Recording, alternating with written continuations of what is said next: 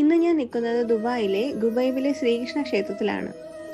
ഇവിടെ നിൽക്കുമ്പോൾ നമ്മുടെ നാട്ടിൻപുറത്തെ അമ്പലവും അമ്പലത്തിനടുത്തെ പൂക്കടകളും അവിടുത്തെ മണവും അങ്ങനെ എല്ലാം നിറഞ്ഞ ഒരു മനസ്സിന് കുളിർമയേകുന്ന ഒരു അറ്റ്മോസ്ഫിയറാണ് ഇവിടെ നമുക്ക് കിട്ടുന്നത്.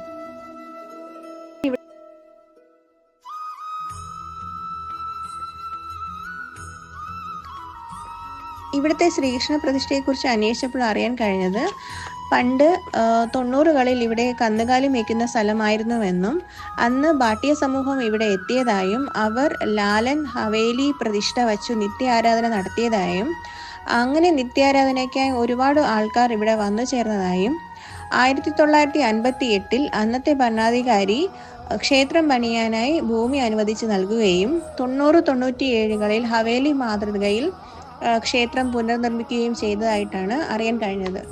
അന്ന് 90-97കളിൽ ഇവിടെ ശിവപ്രതിഷ്ഠയും ഗുരുദ്വാരയും ഒക്കെ ഉണ്ടായിരുന്നതായും 2023-2024 ജബൽ അലിയിലേക്ക് ശിവപ്രതിഷ്ഠയും ഗുരുദ്വാരയും മാറ്റിയതായും അറിയാൻ കഴിഞ്ഞു.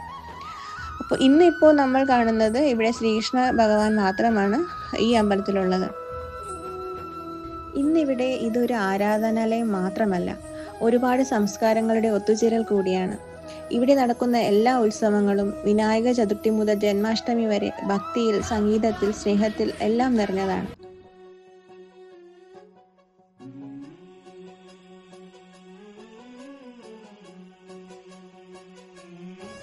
ഇത്തവണ വിനായക ചതുർത്ഥി ദിവസം തന്നെ ഞങ്ങൾക്ക് വീണ്ടും ഇവിടെ വരാൻ സാധിച്ചു.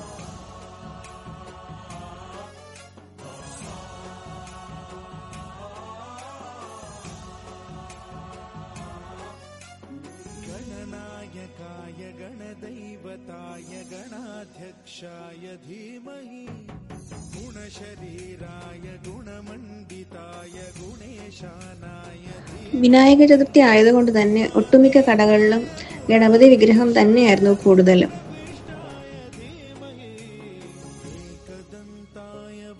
ഇനി ഭഗവാന്റെ ഇഷ്ടപുഷ്പങ്ങൾ വാങ്ങി ഭഗവാനെ കാണാനായി.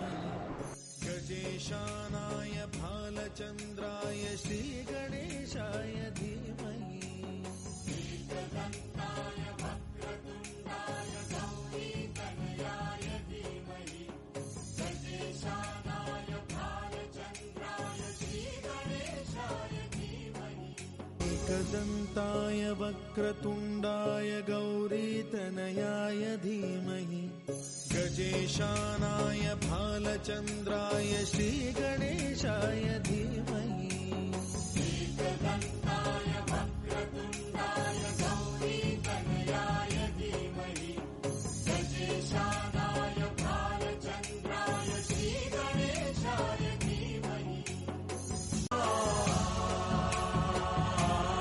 ഒരു കാലത്ത് കാലിത്തൊഴുത്തിൽ നിന്ന് ആരംഭിച്ച യാത്ര ഇന്ന് സമാധാനവും ഐക്യവും നിറഞ്ഞ ആത്മീയ കേന്ദ്രമായി മാറിയിരിക്കുന്നു.